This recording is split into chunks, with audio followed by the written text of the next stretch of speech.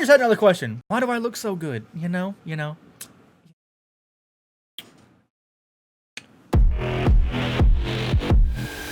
What's up, y'all? Welcome to the Dark Side. I am your master, Darth Tedward, and today we are going to be reviewing the Scuf Instinct Pro.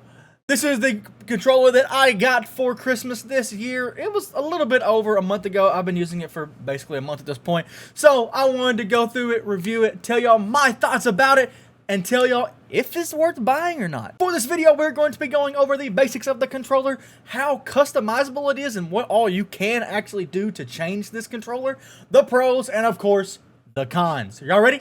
Let's go. So we can start off with the basics here. It is just a normal Xbox controller with the Scuff back buttons on the back of it. It has their new thumbsticks on it. First off, good to know, this is the Instinct Pro, not the regular Instinct. Need to make a clarification difference as soon as we begin this video. The two major differences are the Instinct Pro has this like grip type stuff on it that the Instinct doesn't. I like it. From what I've seen, it really does give it a good grip. You're not going to be dropping the controller. It gives it good grip if you want to throw the controller. I do not suggest doing that. But your controller, do what you want with it. Don't throw the controller. Second big thing, and honestly the most important thing about this controller. So for the regular Instinct, that's all you got. You got a full trigger pull. And that's it. Don't know why. For regular Instinct, that's all they got. For the Instinct Pro, and what's really important, that's it. You can barely even see me pulling it. That's how far you can pull it. It is the hair triggers. They are absolutely freaking amazing. A little bit of ASMR here because it's literally just mouse clicks.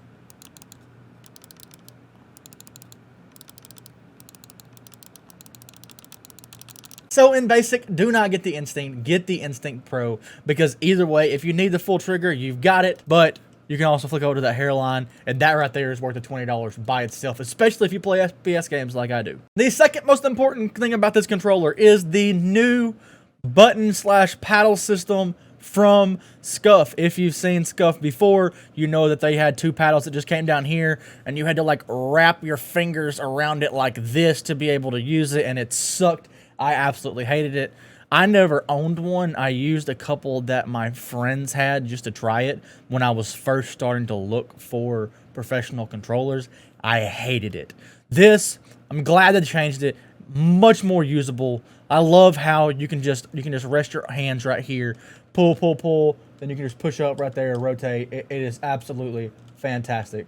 Love the new button system. It also has this button right here on the back that will let you change the profiles. So you can change to 3 different profiles. You can see the LED button right there on the bottom. You can just press it, and it will change colors based off of which profile you have saved. I have the blue one because that one is what all of my settings are saved to for Call of Duty. Then I also have my red one set to my Apex settings. Don't use controller much on Apex, but I like to just try it out. And then I don't have anything for green right now. But blue, because Call of Duty is what I play most of the time, that's what I'll leave it set at. Something else that they changed about this controller. So instead of, here, I've got one over here somewhere. This is just a, oof, I have not used this thing in forever. This is just a regular old Xbox controller. You can kind of see the thumbsticks on it. They changed the thumbsticks to be, I don't know, they just designed a new pair of thumbsticks, and I like them. With the way that I play sometimes, with what I will like reach over and hit right here to do things, it makes it easier to grab, less painful, to where if you're running forward just a lot of times if you do it and you have this right here, that can get kind of painful because it's just a little bitty limb thing, or a little bit just really skinny. This, very comfortable.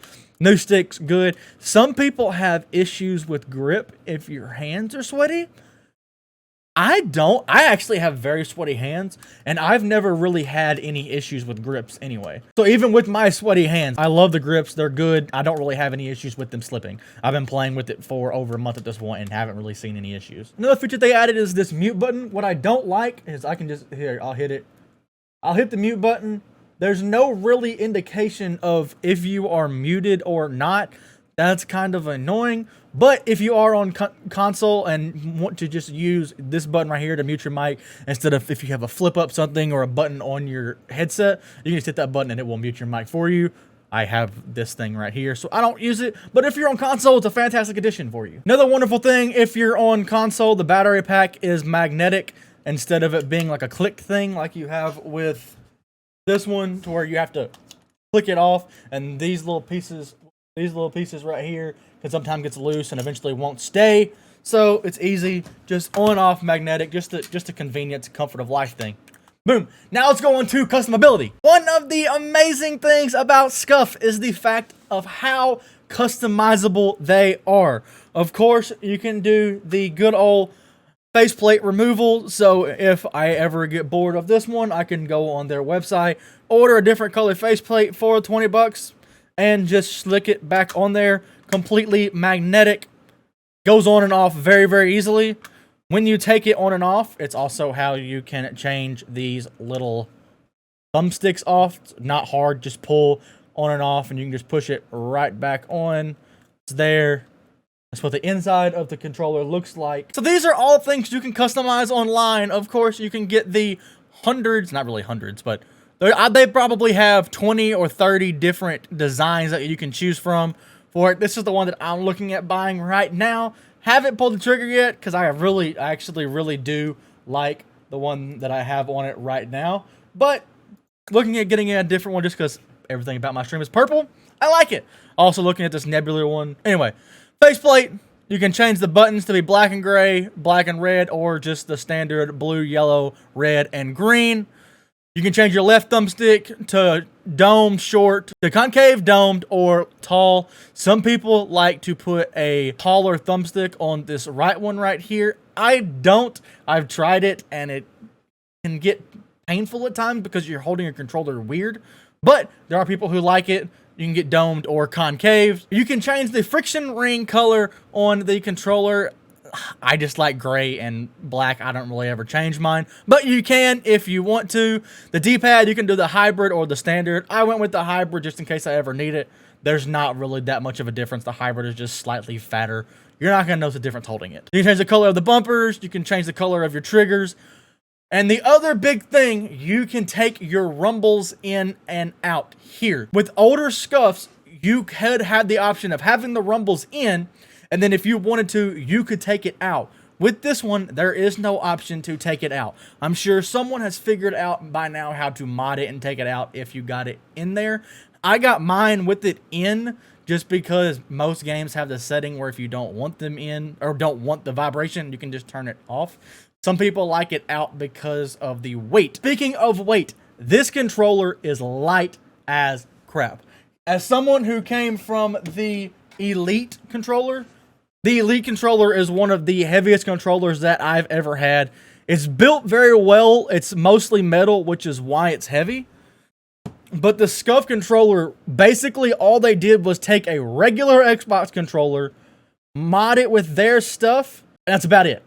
Like, it feels identical to a regular Xbox controller. Plus, I have batteries out of mine, so it's even lighter. It actually took me a little bit to get used to it because I was so used to heavy controller of holding the light controller. And if you take the rumble sticks out of it, it will be even lighter. That's up to you. I like it having a little bit of beef. That's why I didn't care about the vibrations or the rumbles staying in. The other thing you can add is the player pack. I actually got it here. I will pull it out for you here. It's just a case that comes with some extra sticks.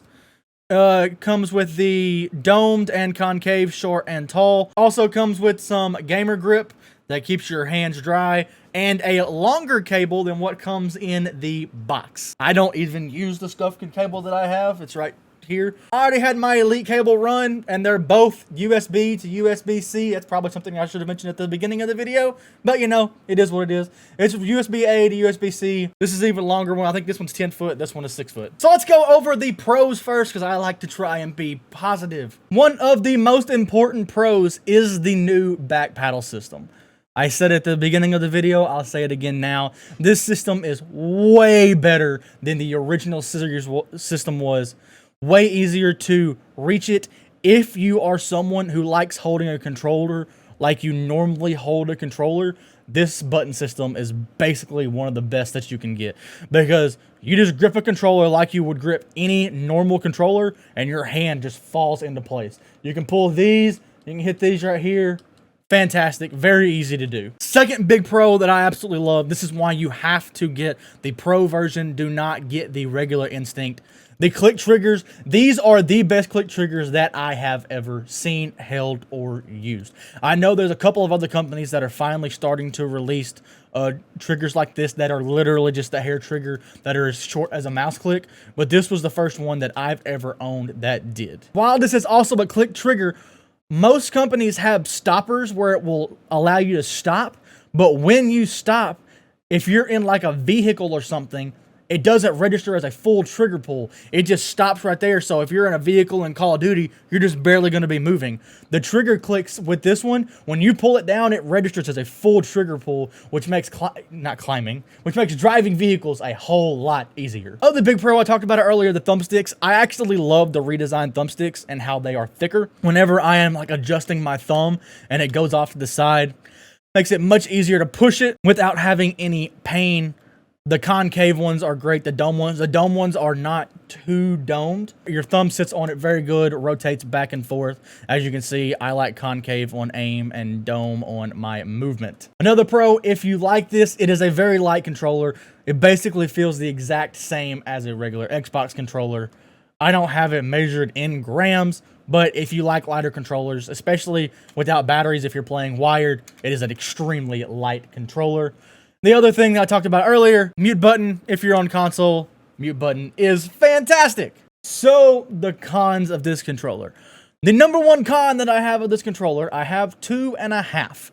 The number one is also a pro. It is the new back button system. If you like holding a controller normally, this is a fantastic system for you. The issue with it is you can only hit one button at a time. It's very rare that you're ever going to need to hit 2 buttons at a time. But in that situation, the way I have mine mapped is this is B, this is A, this is X, this is up on the D-pad for pinging. A lot of people have this one as Y. So sometimes if I'm ever needing to slide and pick up something or hit X, you can't do it. You have to hit B, then reach over and hit A. I have tried playing holding it like this, where I put my middle fingers on these and my ring fingers on these, and it just shifts my hand up too high. So when I'm holding the controller normally, it fits perfectly, but I have to shift my hand up to hold it like that, which pulls my thumb down, and it feels weird. I don't really know how to explain it. So you have really, to play comfortably, you have to play with your thumbs or your fingers resting like this, so you can only hit one button at a time. Not a massive con. It doesn't take very long to get used to. It's just you have to get used to rolling that finger up to hit that button. Con number 2. This is something that is personal to me. It may not be personable to everyone else. So these sticks have the same tensions as a normal Xbox controller. I came from the Elite, and I actually had my tension turned down to where my sticks were even looser. So when I first got this controller, the tension of the sticks and how stiff they were, it took me about a week to get used to. If you're just used to using an Xbox controller, it's not going to be a deal. The big issue, the only issue you're going to have is maybe if you've been using your Xbox controller for a year, it's going to be looser than it would have been when you first got it. These might be a little bit stiffer, but these have just the normal tension of an Xbox controller. So that's just something for me, and if you're coming from an Elite and have something that's tightened or loosened, you will notice a slight difference. And the half con. This is a Scuf. Scuf has known to have issues with wearing out very quickly. The good news is Scuf has been bought by Corsair. Corsair? Is it Corsair? Yeah. Is that how you pronounce it? I think it is. Anyway, everyone is hoping this is going to help with all of these issues. One thing about this controller that I'm not worried about, the biggest issue with the older style is the old buttons would just break off instantly because they were very fragile. A lot of people, you'd be gaming, and it would just snap. These, with them being buttons built into the controller, you don't have to worry about that. If you're squeezing hard enough that you're going to break this, like I'm squeezing massively hard right now.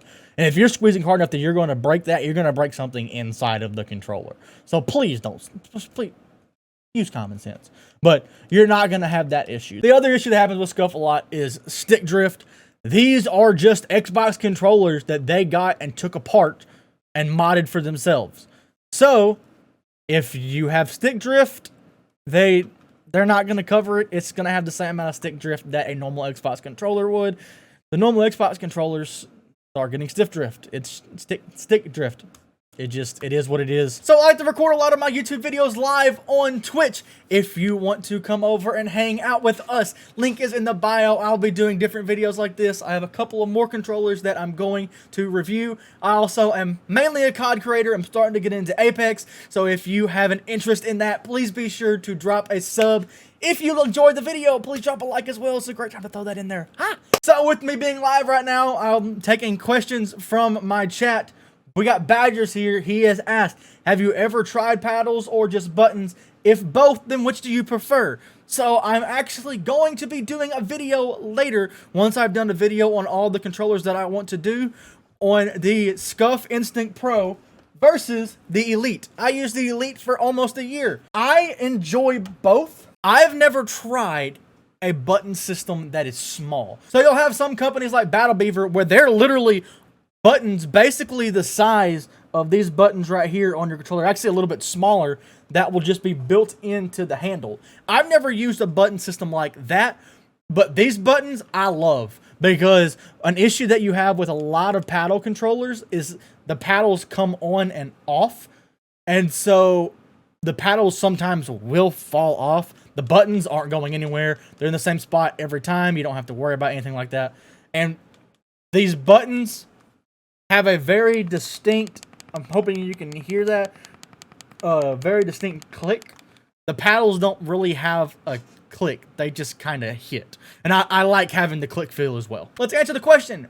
Should you buy a Scuf? 2 reasons you would buy it. 1, if you're just worried about customability and not really worried about having the paddles on the back of it or the clicks or anything like that, one of the most customizable controllers that you can get. There's one other company, I think it's Cinch is their name. They're the only company I've ever seen that has more customization than this.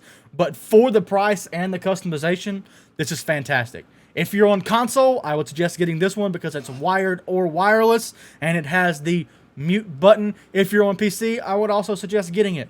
Now, the only issue is when you max this controller out, not including the starter pack, the max price you can get to is about $120.